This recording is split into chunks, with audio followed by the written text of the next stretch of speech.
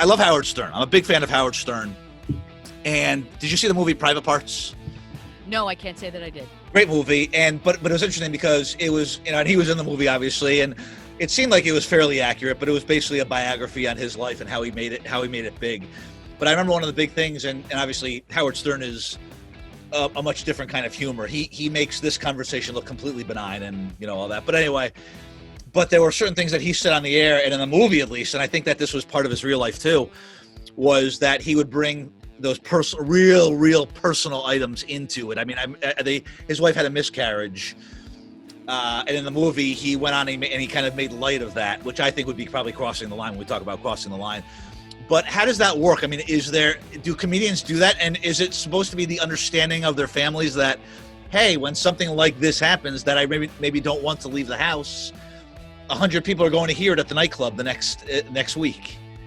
Is that just something that you have to accept as a family member, or is that like, are there like a lot of divorces taking place because comedians can't keep their mouths shut?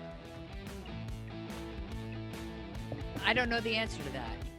I think there's an understanding, like Jim Gaffigan talks a lot about his wife. He does, yeah. Family, and people talk about their families. Families are fair game.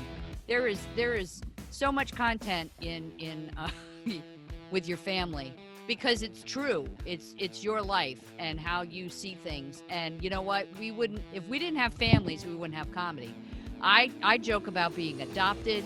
I joke about not looking like my siblings and growing up in a house and trying to find my mother and, like everything. And my dad, my mom, she's no longer with us, but I remember when my mom first heard my comedy, she said, and I would name nuns. I was raised in an orphanage for the first several months of my life.